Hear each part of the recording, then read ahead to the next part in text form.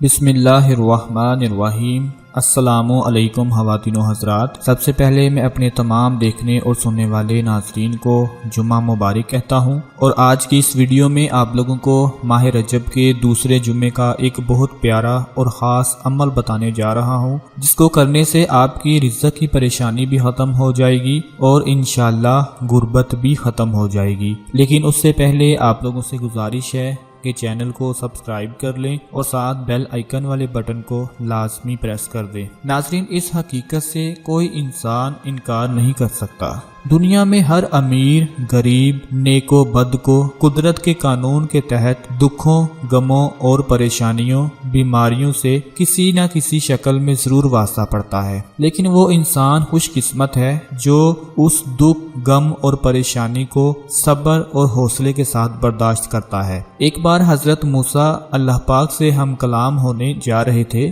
तो एक तंग दस्त इंसान ने उन्हें रोक कर कहा, ए अल्लाह के नबी, जब आप अल्लाह से हम कलाम होने के लिए जाएं तो मेरी भी एक अर्ज पेश कीजिएगा कि मेरे हिस्से का जितना रिज्क है वो अल्लाह एक बार ही मुझे अता कर दे, ताकि मैं एक दिन ही सही अपने बीवी बच्चों के साथ पेट भर कर खा सकूं। आपने जाकर हस्बे वादा वही अर्ज पेश की तो जवाब आया, ए मूसा, उस बंदे का रिज्क सिर्फ एक बोरी अनाज के बराबर है, इसलिए उसे तंगदस्ती के साथ रिज्क देता हूँ कि सारी उम्र उसे रिज्क मिलता रहे। आपने वापसी पर वही जवाब उस साइल को दे दिया। उसने पलट कर कहा, ए अल्लाह के नबी, आपका जब दोबारा जाना हो तो अल्लाह के सामने दोबारा अर्ज फरमाइएगा कि मुझे वो एक बोरी का रिज्क एक ही दफ़ा अनायत कर दें ताकि मैं पेट भर कर खा सकूं। आपने ऐसा ही किया और अगली बार अल्लाह की जानिब से उसका सारा रिज्क एक बार ही मिल गया। फिर आप कुछ अरसे बाद वहां से गुजरे तो देखा वो शख्स बहुत अच्छे हाल में था और उसके घर के आगे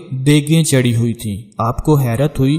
आपने जाकर अर्ज की, ए बारी ताला, आपका कहा पत्थर पर लकीर है, मगर मैं इतने अरसे बाद उस साइल के घर से गुजरा हूँ, मगर उसका रिज्क तो अभी तक जारी है, बल्कि बहुत अच्छे तरीके से उसे मिल रहा है। तो अल्लाह पाक ने फरमाया, ए मूसा, तुम सच कहते हो। मगर वो शख्स बहुत ज़हीन निकला। उसने मेरे दिए गए रिज्क से खुद भी खाया और घर वालों को भी पेट भर कर खिलाया, मगर जो रिज्क बाकी बचा वो उसने मेरी राह में खैरात कर दिया। और ये मैंने ही वादा किया है कि कोई मेरी राह में एक हिस्सा खर्च करे तो मैं उसे 70 हिस्से वापस कर देता हूँ। उसने मुझसे तिजारत कर दी और मैं अपने वादे के मुताबिक उसे मुसलसल लौटा रहा हूँ। तो नाजरीन, अगर हम चाहते हैं कि अल्लाह पाक हमारी तंगदस्ती को दूर फरमा दे और हमें ज़्यादा से ज़्यादा रिज्क अता फरमाए, तो हमें चाहिए कि अल्लाह पाक के दिए हुए रिज्क से वह जितना भी अता करे, अल्लाह पाक के दिए हुए रिज्क से अल्लाह की राह में गरीब और मसाकीन में लाजमी खर्च करना चाहिए। इस बात को जहन में बिठा ले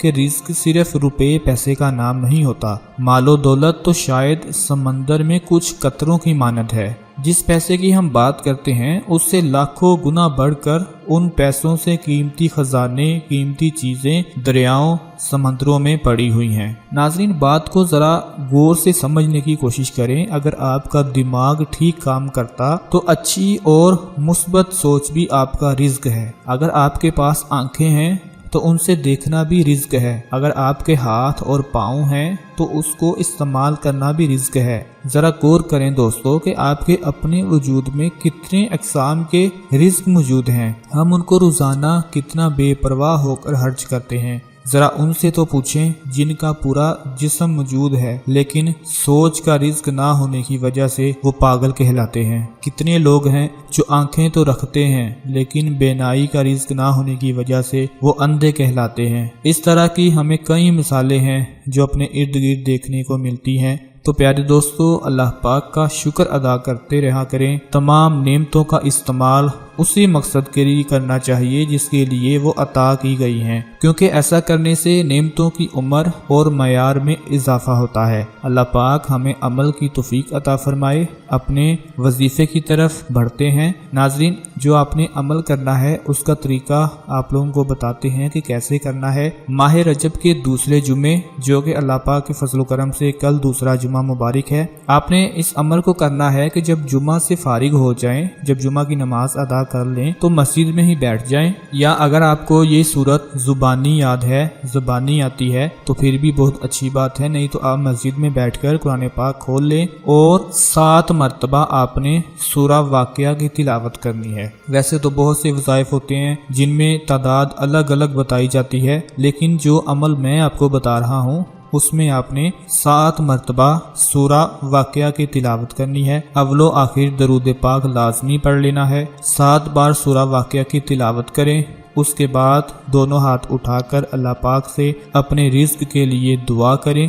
انشاءاللہ اللہ پاک اس سورت مبارک کی برکت سے ہی آپ کے گھر میں رزق پہنچا دے گا، اور کوئی نہ کوئی ایسا وسیلہ، کوئی نہ کوئی ایسا ذریعہ ضرور بن جائے گا جس کی وجہ سے آپ کے گھر میں رزق آنا شروع ہو جائے گا اور آپ کی تنگ دستی اور غربت ختم ہو جائے گی۔ میں امید کرتا ہوں ہماری آج کی یہ کاوش آپ کو بہت پسند آئے گی۔ ویڈیو کو لائک کر دیں، شیئر کر دیں اور چینل کو لازمی سبسکرائب کریں۔ اپنا زیادہ سے زیادہ خیال رکھیں۔ اللہ حافظ۔